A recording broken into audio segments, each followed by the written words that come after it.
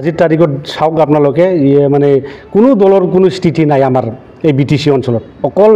এটা ৰাজনৈতিক দল আছে বুলি ক'লে BPF দলে ইয়াত কোনো UPPL বা BJP কংগ্ৰেছৰ কোনো প্ৰভাৱ নাই আপোনালোকে দেখিলে হ'ল যোৱা MP ইলেকশ্যনৰ কথাটো চাওক আমি অকলে 4.5 লাখ ভোট পাইছোঁ তাৰমানে অকলে 4.5 লাখ একেদৰে আজি সেপাৰেটকৈ কেলে UPPL BPF UPPL BJP আৰু যদি যি ৰাজনীতি হ'ল যদি সুকীয়াকৈ কেলে BPF 1 নম্বৰত আহি যাব আমি 25টা পাই পেলাই আমি জিকি যাম সৰকাৰ গঠন কৰিম এটো আজি তাৰিখত স্পষ্ট যোৱাকালি আমাৰ BTCৰ প্ৰাক্তন উপ কাৰ্যবাহী সদস্য কাম্পা বৰগোহাঁই ডাঙৰীয়াই পদত্যাগ প্ৰেৰণ কৰিছে আমাৰ দলৰ সভাপতি ডাঙৰীয়ালৈ একেত মানে কি চিন্তা কৰিছে আমি নাজানো আমি ভাবো একেতকলে এনেকুৱা মানে কাম কৰিব নালাগিছিল বা ৰিজাইন দিব নালাগিছিল দলত থাকোতে কাম কৰাটো আমি ভাবিছিলোঁ ৰাইজে ভাবিছিলে যে একেতো মানে BTC উন্নয়ন কৰক আৰু একেতকলে যোৱা আমাৰ বড়োৰ যেটো সংগ্ৰাম হয় এই সংগ্ৰামটো একেলগে হাগ্ৰামা মহিলাৰ লগত কৰি আহিছিল BTC সৃষ্টি কৰিছিল তো আমাৰ কাৰণে আফসোস একেতকলে এনেকা ভাবাটো ৰাইজে ভাল পোৱা নাই আমিও আজি একেতকলে অনুৰোধ কৰিম যাতে পদত্যাগ যাতে একেতকলে মানে উঠাই লৈ পেলাই আকৌ BPF দলতে যোগদান কৰে আৰু একেতকলে আজি প্ৰেৰণ কৰিছে যে আমাৰ দলৰ হাইকমান্ড নিশ্চয় আলোচনা কৰিব ইয়াৰ ওপৰত যে দল ত্যাগ পত্ৰটো একেকৈ একচেপ্ট কৰে না নাই আমাৰ হাইকমান্ডে একেতকলে বিচাৰ কৰিব যিয়ে নহওক আমি বিচাৰো এনেকুৱা মানে এজন সংগ্ৰামী নেতা একালত মানে সতীৰ্থ হাগ্ৰামা মহিলাৰ লগত যি ব্যক্তিয়ে ৰাইজৰ মৰম পাইছিলে যি ব্যক্তিক হাগ্ৰামা মহিলাৰ ডাঙৰীয়া মৰম কৰি এখেতক মানে 15 বছৰ ধৰি ডেপুটি চিফ বনাইছিল আমাৰ BTCত ৰাইজে তাক মানে হোৱাৰি জনাইছে ৰাইজে তাক মানে 3বাৰকৈ মানে জিকাই পেলাই এখেতক ডেপুটি চিফ বনাইছে তো ৰাইজক এনেকুৱা প্ৰতাৰণা কৰিব নালাগিছিল যিয়ে নহওক আমাৰ দলৰ মানে কোনবা আহা যোৱা প্ৰতিটো ৰাজনীতি দলত থাকে তো আমাৰ BPF দলত একেত গলেও আমাৰ দল ইমান কঠিন নহয় তথাপি আমি একেতক আনাৰ মানে অনুৰোধ কৰিম যাতে মানে ৰাইজৰ ভালৰ কাৰণে চিন্তা কৰে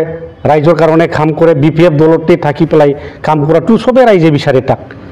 ই জনটো এখন নাই আমাৰ জানাত মানে একেতে মানে যোৱা MP ইলেকশ্যনত হাৰিছে যোৱা BTC ইলেকশ্যনত হাৰিছে ইয়াৰ কাৰণে মনত ডিপ্ৰেছ হৈছে মানে এই দলত থাকি কিবা এটা নহব মই মানে হাৰি গলো 2-3বাৰ ইয়াৰ কাৰণে তাৰ মানে মনত কিবা এটা আঘাত পাইছে যে মানে ৰাইজে তাক বিশ্বাস নকৰে এনেকা এটা ভাব পাইছে ইয়াৰ কাৰণে ই দল ত্যাগ কৰি কোনবা দলৰ পৰা আশ্ৰয় লৈ পেলাই মানে এটা ৰাজনীতিক জীৱন আৰম্ভ কৰিব কাৰণে চিন্তা নিশ্চয় কৰিছে মানে খাম্পা হিচাপে মানে কি নাই আৰ কি কোনো ইয়াৰ গ্ৰেভিটি নোহোৱা হৈ গৈছে চিৰাং জিলাত নিজ সমষ্টিত আৰ কি যোৱা মানে কি ইলেকশ্যনতো হাৰিল BTC ইলেকশ্যনত হাৰিল MP ইলেকশ্যনত হাৰিল বাই ইলেকশ্যনত হাৰিল ইয়াৰ আগতে মানে 2014 ইলেকশ্যনতো একেত হাৰিব লগা হৈছিল মানে বহুত মানে যিমান ইলেকশ্যন আহে কাম্পা বৰগোহাঁই হিচাপ সমষ্টিত হাৰি থাকে মানে কেনেকৈ বা 2015 চনত 38টা ভোটত জিকি গ'ল মানে লাকিলি আর কি মানে পাব্লিকৰ লগত ৰিলেশ্যন নাই পাব্লিকত মানে ভাল সম্পৰ্ক নাই পাব্লিকত যে অসুবিধা তাৰ মানে একেটা মানে পূৰণ কৰাত নিশ্চয় ব্যৰ্থ হৈছে ৰাইজক তাক আঁকোৱালি লোৱা নাই এইটোৱে প্ৰমাণ যে প্ৰতিবাৰ ইলেকশ্যনত সি মানে নিজ সমষ্টিত হাৰি থাকে প্ৰতিটো MLA ইলেকশ্যনত প্ৰতিটো MP ইলেকশ্যনত আৰু নিজ মানে নিজে খেলিলেও হাৰিছে এনেকুৱা এটা মানে ধাৰাবাহিকভাৱে মানে পৰাজয় বৰণ কৰিব লগা হৈছে নিশ্চয় একেতে মানে ৰাইজৰ মানে ওপৰত মানে আস্থা নোহোৱা হৈছে ইয়াৰ কাৰণে নিশ্চয় ডিপ্ৰেছ হৈছে মাইনত ইয়াৰ কাৰণে দল ত্যাগ কৰিবৰ কাৰণে একে সিদ্ধান্ত লৈছে হাইকমান্ডে তেখেতে যিখিনি প্ৰত্যাগ পত্ৰ প্ৰেৰণ কৰিছে এতিয়ালৈকে একচেপ্ট কৰা নাই নিশ্চয় CWC বা কিবা এটা PMB মিটিং মাতি পেলাই এটা মানে একচেপ্ট কৰা নকৰা তাত সিদ্ধান্ত ল'ব এইটো হাইকমান্ডে ঠিক কৰিব গতিকে আপোনালোকে বিচাৰিব যে তেখেতে পুনৰ দলতে থাকক আমিতো বিচাৰো যুৱচাম হিচাপে বিচাৰো আমি ৰাইজে বিচাৰে একেলগে থাকক কাম কৰক ৰাইজৰ কাৰণে উন্নয়নৰ কাম কৰক 17 বছৰ যেহেতু একেলগে হাগ্ৰামা মহিলাৰ লগত থাকি পেলাই একেতকলে আমাৰ কোকৰাঝাৰত যিখিনি বনাইছে চিৰাঙত যি বনাইছে একেতকলে কাম্পা বৰগোহাঁইৰ অৱদান আছে তো এইখিনি অৱদান ৰাইজে বিচাৰি আছে আজিৰ তাৰিখত তেখেত যদি দলৰ পৰা ওলাই যায় দলটোৰ কিবা ক্ষতি হ'ব বুলি ভাবে নেকি দলৰ ক্ষতি হোৱাটো আমি মানে আজিৰ তাৰিখত দেখা নাই মানে কাম্পা বৰগোহাঁই হিচাপে আজি মানে অকলশৰীয়া হৈ গৈছে মানে প্ৰতিটো নিৰ্বাচনত পৰাজয় হোৱা মানে ৰাইজে তাক নিবিচাৰে এনেকুৱা হৈছে আৰ কি